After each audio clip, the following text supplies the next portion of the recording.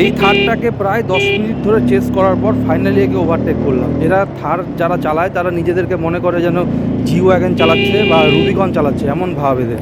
মানে রাস্তা থাকা সত্ত্বেও আমি সাইড দিব না, আলাদাই ব্যাপার স্যাপার। এই দেখো রাস্তার কি অবস্থা, কিছু কিছু জায়গায় সত্যি রাস্তা ম্যাক্সিমাম খারাপ। তো বন্ধুরা কেমন আছো সবাই? তো তোমরা বালুরঘাট টু নর্থ সিকিম সিরিজের আগের ভিডিওতে দেখলে যে আমরা এখান থেকেই দুপুরের লাঞ্চটা সারলাম। তো লাঞ্চ কমপ্লিট করে এবার সোজা গন্তব্যস্থলে যাওয়ার পালা, মানে এখান থেকে সোজা রাইড করে বেরিয়ে যাব গ্যাংটক। তো চলো আবার রাইডটা কন্টিনিউ করা যাক। আর ততক্ষণ তোমরা চ্যানেলটিকে যদি এখনও সাবস্ক্রাইব না করে থাকো অবশ্যই করে দাও, যদি ফলো না করে থাকো অবশ্যই করে দাও। আর ভিডিও কেমন লাগলো কমেন্ট বক্সে জানাও, আর কে কোথা থেকে দেখছো অবশ্যই কমেন্ট বক্সে লিখে দিও। আর চলো তাহলে স্কিপ না করে ভিডিওটা দেখো, চলো দেখা হচ্ছে রাস্তায়। চলো। পাহাড়ে সবথেকে যেটা ভালো লাগে সেটা হচ্ছে একটা ডিসিপ্লিন, ম্যাক্সিমাম ডিসিপ্লিন। পাহাড়ে যে ডিসিপ্লিনে গাড়ি চলে সেই ডিসিপ্লিন যদি আমাদের মানে সমতল ভূমিতে যখন যদি চলতো তাহলে পরে অ্যাক্সিডেন্ট হয়তো 50% হলেও কম হতো। এতটা ডিসিপ্লিনে পাহাড়ে গাড়ি চলে, দেখতে পাচ্ছ সব গাড়ি একদম লাইন দিয়ে দিয়ে সার ফাঁকা পেলে তবেই ওভারটেক, নাহলে জোর করে কোনো ওভারটেক নয়।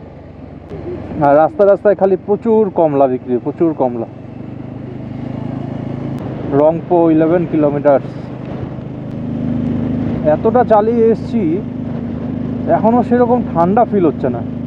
মানে এটা যদি দার্জিলিংয়ের ওই সাইডে চালাতাম তাহলে এতক্ষণে হয়তো পুরো চিল্ড হয়ে যেত শরীর। আর এখানে রোদ তেমন ঠান্ডাও নেই।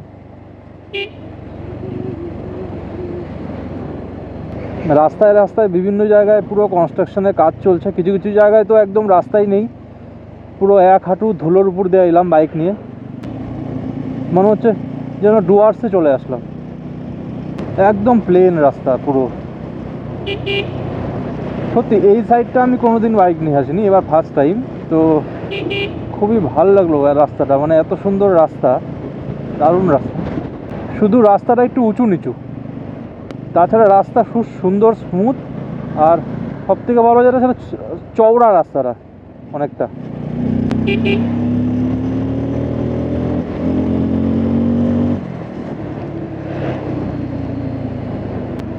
আর বিভিন্ন জায়গায় পুরো পাহাড় কেটে কেটে রাস্তা তৈরি হচ্ছে।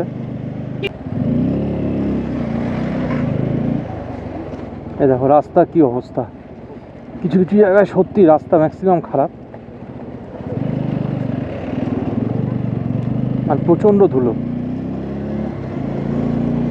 তাও একটুখানি ঠান্ডা ঠান্ডা ফিল হচ্ছে, একটু হাওয়া টাইপের চিল হালকা, বিকজ পুরো ফরেস্ট টাইপের এখানটা, এই জায়গাটাতে দেখতে পাচ্ছ পুরো ফরেস্ট টাইপের একদম, সেই জন্যে। তাছাড়া এমনি ওয়েদার শুকনো ওয়েদার, পুরো রোদ উঠে আছে এখনো।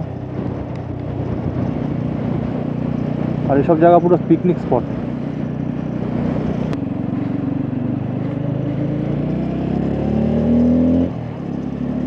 একদম পুরো নদীর কাছে চলে গেলাম, নিচে একদম পুরো দেখতে পাচ্ছ নদী একদম নিচে।